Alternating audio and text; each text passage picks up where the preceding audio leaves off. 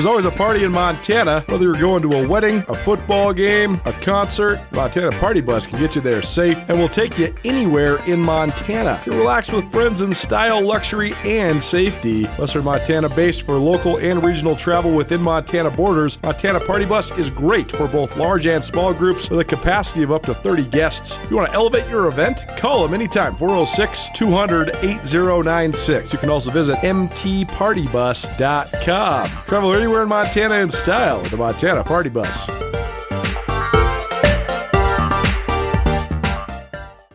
Riding with Ryder back for another week, and we're actually riding today. He's on the move. So Michael Ryder joining us once a week like he does here on the Big Sky Breakdown. What's up, man? How you doing? Doing really good. Colter, thanks again for having me. We're coming off a Bobcat win this last week, first win of the season. So just your thoughts on what went down in Bozeman on Saturday. I thought Montana State looked pretty solid across the board. What did you think? Yeah, gosh, they looked they did what they're supposed to do, right? You got a Pioneer team, albeit San Diego, who's been a playoff qualifier, a good league as far as the Pioneers concerned, pretty solid. They're on scholarship, so we got to call it what it is. But they're top of that conference year in, year out. So just a good performance. I was impressed with the front seven on defense. The run fits can continue to be something that I'm impressed by with Bobcat defense. I feel like that's been a thing as I was rewatching the game. Like the last 4 or 5 years, I really can count on probably one or two hands where there's just been some run fits that are squirrely, and you're like, boy, they're a guy short, or somebody's in the wrong gap, two guys in a gap. You just don't see that. And so I think that says a lot about what they've got going on coaching-wise. So impressed defensively with the front seven. And then offensively, that Sturbeck offense, you can just see those guys are a little bit more comfortable. Game 3, Lamson, Love, what he's doing with the football. A lot of what they call spot routes, Colter, with guys running crossers, just finding space in a zone. And you can see Steele and Dowler finding their comfortable, spots and soft spots in the zone. Pretty easy 1, 2, 3 hitch, get the ball out, throws, look like they're clear windows for Lamson. And then he's using his feet when he needs to. And then the run game has been effective as a complement. It doesn't look the same as far as a run game. I think I have to kind of remind myself that it's just not the same as it's been the last, 3 or 4 years. And so, albeit they look comfortable, the offense looks like it's methodical, good decision-making, a dual threat quarterback. All in all, really good win for the Bobcats. And I like what they're heading into here this next week, and then always eager to start conference here in a few weeks. It is such an adjustment because I think that people that have watched Montana State consistently over these last, I'd say 8 years, since Jeff Choate took over, and make no mistake, Rob Ash liked to run the ball too, and he had some great running backs, and they had good run game and all that. But they've been running essentially a spread option offense since Chris Murray was there, and then it became like this hyper wildcat, QB gun run offense with Troy Anderson, and then that transformed into what they ran with Tommy Mellott over the last several years, which is like this RPO heavy, but like a ton of zone read option stuff and all that. And this is where I think people didn't really quite grasp the schematic elements of what makes Tommy Mellott so special. He became this good passer his senior year for sure, but his ball skills in the option game, I mean, they're second to none, right? It's like when you were in high school and you used to play against Billings Central or Frenchtown or the teams that run the option their whole lives. The quarterback's like a wizard. You don't know where the ball's going. That was Mellott. And yep. Teams can stack the box against the spread option all they want, but if the quarterback makes the right choice, you're dead. Like the offense is getting 500 yards if the quarterback's making the right choice, and that was Mellott over and over and over again. Now there's like this huge adjustment that I think people have to see when they're watching it because the offense is totally different. It's totally different. But totally different. I love though what the offense is. Like the offense, this is so funny. I think that Cat fans will laugh at this. What they're doing on offense is what Bob Stitt said he was going to do at Montana. but with a little bit more of an inside run game to it, a little bit less of like a box count element to it. But like the crossing routes, the option routes, like when they run that sweet little sail route with Taco Dell, man, that's unstoppable. Yeah, The quarterback makes yeah, the right decision. That is an unstoppable route. And I just love what they're doing. And I think it is going to be an adjustment for people to watch because they've just been used to Montana State rushing for 325 yards a game. It's funny because it seems like the run game is down, but they rushed for 220 and averaged 5.5 yards per carry on Saturday. That's just a far cry from what they've been doing, but it's just a completely different type of scheme. It's a completely different priority, I guess is what I'm saying offensively for Montana State. yeah. It totally is. It just it feels and looks different. But again, you get to that 220-yard mark. That's a lot of rushing yards. But I think I love the ball getting out quickly. They get the ball in the perimeter. I think some of the decision making was just like get the ball out of the quarterback's hands. Of course, you're going to have the opportunity to. You watch them move the pocket, and then get Lamson on the run. Uh, you know, and then there's the play action shots like you talked about with that deep sail route. And so it just kind of has a little bit, it's just really well rounded. I mean, you see some gap scheme in the runs, but also still that outside zone play that they love and they've been really successful at. You still see that. You see a little bit of empty, but they're also getting to 12 personnel. They're doing a lot of different things, and it just looked like a confident offense. And I'll say this over and over again: if you are on defense and you are playing against a quarterback that you could do everything right and he still beats you with his feet, it's a bad deal. It's hard. It's a really hard thing because you can do a lot of good things and then you still can't get a guy down. And we saw that. Lamson, towards the end of that first half, finds a way to scramble for a whatever 20-plus-yard touchdown and puts them up big going into halftime. And so I like his competitive fire.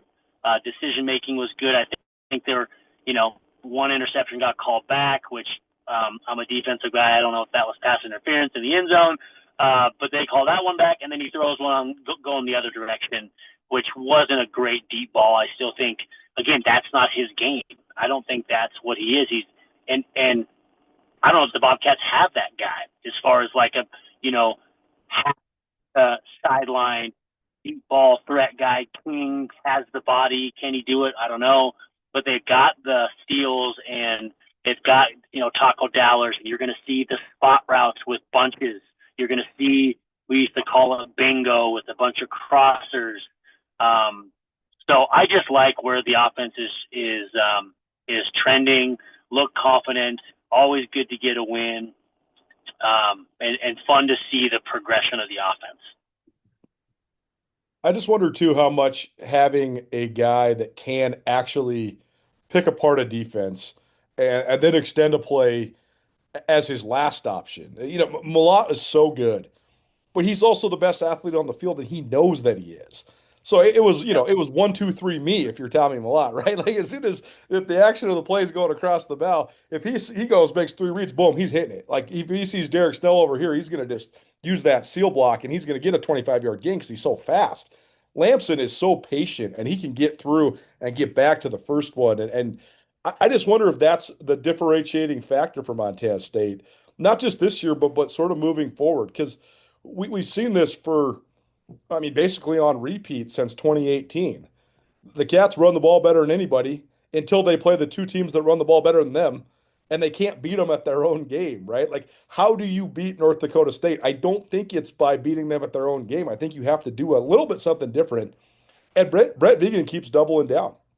Every week in his press conference, he says, we are striving for more balance. I have always wanted to have a very balanced offense. I love running the ball like we've run it, but we need to be able to throw it better and more often. And it seems like they're in at least the early stages of progressing in that element.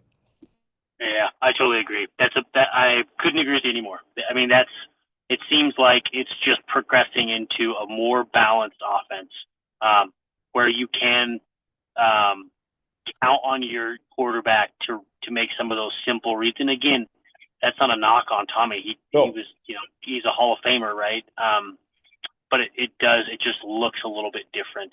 And so the ability to throw it I mean, I think it was their first drive or their second drive. I think they came out and I mean they threw the ball for like the first 3 or 4 plays, and they were all pretty similar. You got some of the crossing routes, you got some mesh concepts, you got some simple find the soft spot in the zone, pitch and catch. That it's just that's not what Tommy did. That's not what I mean, it just wasn't. Some of those crossers, they seem to always be a little bit late. It was like, it just looks different, and it's exciting to see the progression. Again, one's not better than the other, but I do feel like we've seen the last couple of years where you tried to beat North Dakota State and South Dakota State at their own game. What happens now when there is just a small tweak to say we're going to mix it up. We're still going to be physical as all get out. We're still going to run the football, play really good defense, but you just have a few other wrinkles in there. And I think I just like where the offense is heading.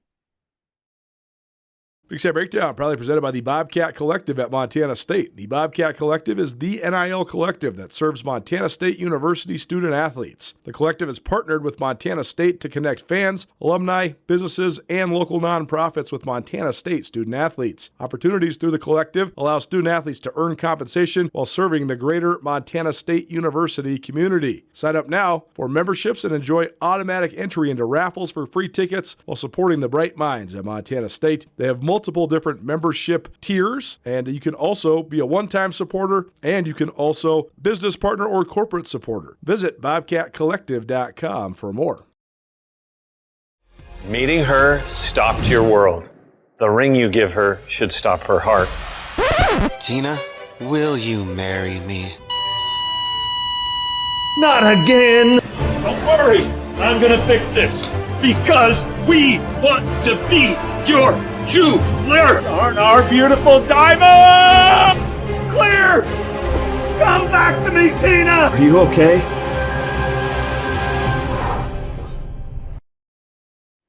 Last point on the offense here, and then we'll talk some defense. Taco Dowler, here's a couple statistics for you. First of all, 100 yards again on Saturday, so that's his second 100-yard game in 3 weeks. There's only been 4 guys since 1968 in Bobcat football that have had 100 yards receiving 2 times in 3 weeks. So that shows you just how prolific he's been. That is a stat. Isn't that crazy? Tom Stuber looked that one up. I appreciate him for getting it. But yeah, Tremaine Murray, Junior Adams, David Pant, and now Taco Dowler. Those are the only 4 guys that have had 100 yards twice in 3 weeks as a Bobcat receiver. Here's another. I can't believe that. You look at Tanner Bleskin, right? Mitch Herbert, Michael Jefferson. Holy smokes, that's crazy. Lance McCutcheon. I mean, yeah, there's been a lot of. Yeah. Totally. But yeah, so it shows you that. Also, Taco Dowler had 12 catches against Oregon. The next week, Oklahoma State only completed 7 passes. And this week, Northwestern only completed 11 passes. So Taco Dowler had more pass receptions than either Oklahoma State or Northwestern's whole team. So needless to say, he's off to a great start. And I know that the South Dakota State, honestly, the worst thing that ever happened to Taco Dowler for the SDSU game was having 12 catches against Oregon, because then they just sold out to take him away. South Dakota State did. But I think now when you get to the meat of the schedule for Montana State, with what they're doing, like you were saying, with some of the bunch formations and when they run trips and they run them on the inside, they're running really sophisticated option route type stuff. There's just not guys in the FCS that are going to be able to guard him. Like if you have him isolated or within the mix of a three-man receiver group and he's just running an option route, him and Lamps are on the same page, that's an automatic, man. I mean, as long as Lampson puts it on the money, that's an automatic. So I just think their chemistry and also the way that they're using Taco Dowler is pretty elite right now, and I expect an enormous. I expect the production to continue for him. Yeah, you can see how comfortable he is getting the ball to Taco, but also to steal. Is it Dane? Dane Steele. I love him. Dude, he is sick, man. He is so sweet with the ball in the open field. I'm impressed. I thought he was going to be like a depth guy. He's like one of their guys, man. He is like a go-to playmaker for them. And again, the proof's in the pudding. How many touches has he had? I mean, Lamson has found him. Some of it's maybe circumstantial, but you also it speaks pretty loudly about Lamson's comfortability with him. And so it's fun seeing a Sheridan boy get quite a few touches. But yeah, the chemistry will continue to evolve. I think those bunches and everything. That's what you see. You're putting a lot on the plate of the receiver. There's some of the reads and run into open space and finding soft spots in zones.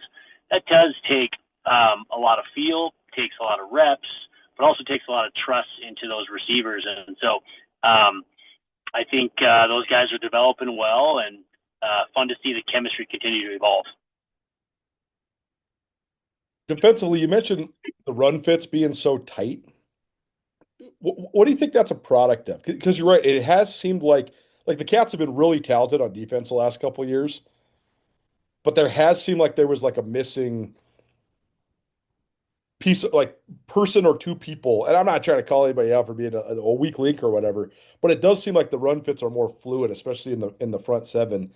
What do you think that's a product of? What have you seen just from the way they're executing, especially in the front seven?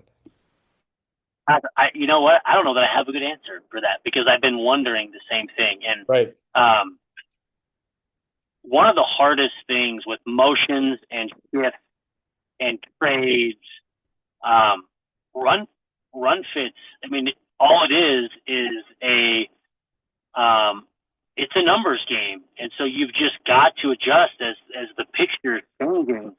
And if somebody cracks, is there a crack replaced? Are you spilling? Are you squeezing?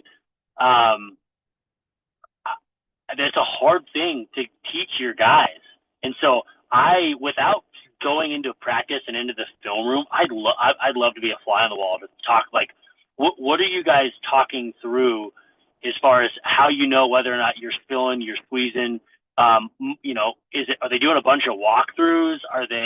Is it their terminology? Is it the fact that they've got smart guys? I don't know. I just know that that stuff is fascinating to me, because it's not as simple as people think. People just think like, oh, stop the run. It's like, well, we started with, however many gaps on the left side of the center, and then, you got guys pulling, you got, two guys pulling, and so, okay, so who's supposed to squeeze the first guy? Who's supposed to spill the other guy? The picture changes. And so I don't know that I have a great answer, Colter, other than they seem to be tight. It's helpful when you got a defensive line that gets a lot of pushback. It keeps the linebackers free and able to roam a little bit longer, maybe pull the trigger a little bit faster. But then you got to have, and I think this is one of the keys, maybe I can, establish a little bit of this, but you've got to have willing tacklers in the secondary. Yeah. I think for the last handful of years, whether or not they've been the best or anything like that, I do think the Cats have always had the last 3, 4, 5 years, and it tends to be, or what I can tell, the same case this year. They've got willing tacklers specifically at corner. Like, all right, I'm to a nub side. If somebody, short side of the field, I got to get involved in the run fit. Got to keep my outside arm free. They do it. They keep their outside arm free. They squeeze the ball carrier, or squeeze the guy that's coming, and force the ball back inside. They've been willing to do that. Same thing goes with the safeties. They put their nose in there. They know where they're supposed to fit. But a lot of it comes back to just a willingness to put your nose in there. Thanks so much for listening to the Big Sky Breakdown podcast series, and for tuning into our Skyline Sports YouTube channel. If you haven't already subscribed, please subscribe to both the podcast and all your various podcast hosting networks, and to the YouTube channel as well. Thanks to our great partners, including Ryan Miller and Coburn Law. Ryan Miller and Coburn are ace attorneys, each with different expertise. Paul Ryan, the master when it comes to DUIs. Angie Miller, excellent in medical malpractice. Abigail Coburn, federal drug charges. She's the one you want defending you. They can help in any and all sorts of criminal defense cases. They have a live answering service that's available 24 hours a day, 406-542-2233. You can also visit rmcattorneys.com. Ryan and Miller and Coburn, your Montana attorneys. Let's hear from RMC right now. So what's it like knowing that your name is a part of a firm now as a partner? Yeah, it's amazing. I mean, it means a lot to see my family's name on the wall. It's emotional almost to see it, walking in the door. But it also means a lot to see it next to Ryan and Miller, who I'm really proud to have my name next to theirs, and I wouldn't say that about everyone. It's amazing. Criminal defense, a little bit of a broad term. So, how would you sort of define your expertise within criminal defense? Sure. So I only practice criminal defense, and it ranges from misdemeanor offenses, DUIs, all the way to, it could be homicides on the state side, but in the federal level, really serious drug crime. So massive drug conspiracies charged in the District of Montana. I get involved in those quite often, and I would say drug cases are probably my favorite area of criminal defense. If I was really to pick an absolute specialty, I would say drug defense. The criminal drug cases on the federal level, the penalties are huge. I mean, some of these drug cases, people would be surprised to hear that life is on the table for some of these offenders, and the investigations leading up to those by the FBI, like 15 defendants end up getting indicted. So they're really big, and I enjoy working on those cases just because of the seriousness of it and the level of investigation that went into those cases. Join Town Pump's Pump It Up Rewards Plus program and never pay full price for fuel again. Save 5 cents on every gallon every day at any Town Pump across Montana. Plus, earn and redeem points on your favorite in-store items to get free stuff with our clubs. Stop in and pick up a rewards card. Download the Pump It Up Rewards Plus app today. Or visit townpump.com/rewards to register and start saving. Right down the road. Pump it up. Oh, Yeah. Yeah, it's been really interesting to watch this sort of the evolution of their defense, because since they sort of installed this 4-2-5 when Brent Vegan took over, it's the old Scotty Hazelton, Gus Bradley defense from NDSU years and years ago. And I mean they even run all the way up to the NFL levels now. It's what the Raiders were running last night on Monday Night Football. So Yep. the part about the tacklers being willing is so important. I thought last year they were a little bit stuck, because I thought that actually for what they want their defense to be, Rylan Ort would have been best at nickel, but they also needed him so bad to be the strong safety and to run the alley and play up in the box sometimes. So, and he can't play both, right? And so I just think that's one spot. I also think in 21, I think that they could do a lot of stuff different than they can do the last couple of years, because Troy Anderson can play Mike, Will, nickel. You know what I mean? Yep. Like, he Yeah. can play a different position every snap if you want him to. And, it's just a completely unique weapon to have. I mean, there's just not him anywhere else, really, anywhere. Yeah, and then by the way, you also throw in Daniel Hardy, and you throw in Ty Okada, who's playing safety for the Seahawks. So, I mean, Yeah. it's different. It is totally different. But even those guys, I was always amazed. Like, it takes a lot of communication. It takes a lot of reps. Fit in the run, it's complicated. You got to make sure you got enough hats and gaps. You don't want two guys in gaps, so you're taking the right angles. It takes smart, heady, tough, willing football players. So some of it's, I would say a lot of it's coaching and getting guys ready to go, but then a lot of it is on the willingness side, comes from the recruiting. No doubt. Well, and I also just wonder if it's hard to say this right now because we have such a small sample size, but I think there's two other factors that are playing here. One, I'm not saying that their inside linebackers are better than the guys that have played before them yet, because Danny Ulakepa and Makeda Riley were first-team all-conference guys, and Troy Anderson is the Big Sky Conference MVP. So, these guys have a long ways to go. But man, I've been so impressed with Grebe and Taylor. They're just such sure tacklers. They're so freaking tough. I can't believe how tough they are. That's the part that's been so surprising to me. Like, Cole Taylor absolutely throws it around. he is nose across the bow, hitting people. He is really, really fun to watch play inside linebacker. The other part I wonder though too is Brody Grebe's so disruptive, and he can beat you off the edge, and he can come screaming around. And if he does get, if he gets out of his lane, he can pursue you from behind too, because he's so fast.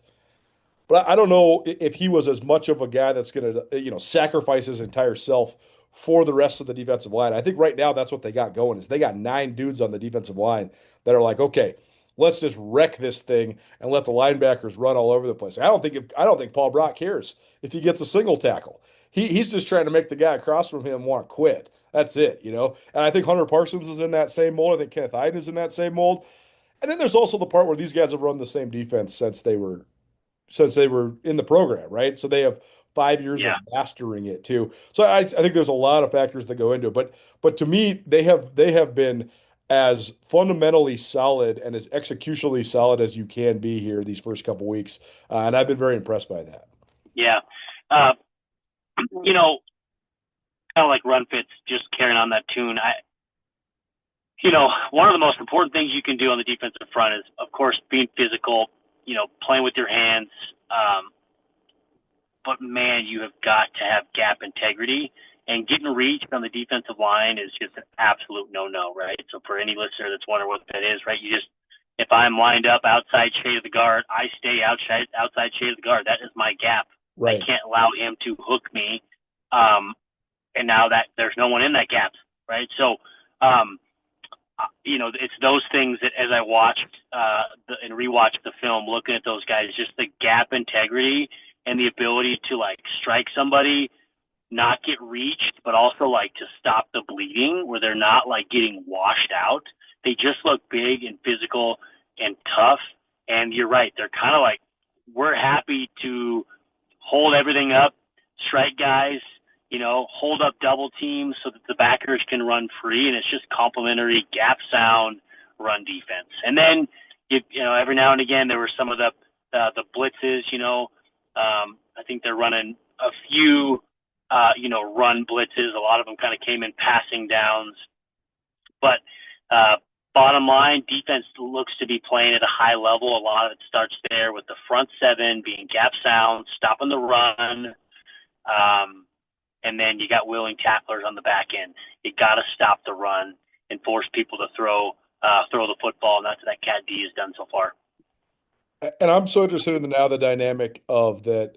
Taco Dowler and Caden Dowler both talked about this following the game on Saturday about how they were disappointed to lose the first two games, but they were also very happy that they got to be tested at such a high level. And then I was wondering if we were going to see sort of an early letdown against San Diego, and that was not the case. I thought they looked really sharp. Brett Vegan talked all week, you got to play to our standard. We're not playing to the opponent's level, we're playing to our own level. And I thought that they did that against San Diego. If they can replicate that the next several weeks and continue to sort of sharpen their sword, no matter who they're playing, now they're going to take it to a very high level and then be humming by the time October and then into November rolls around. I think a lot of this team's story is yet to be written, but I was impressed by the fact that they had no letdown on Saturday. And I think if they can do that multiple weeks in a row, it can help them get so much better headed into the meat of Big Sky Conference play. Yeah.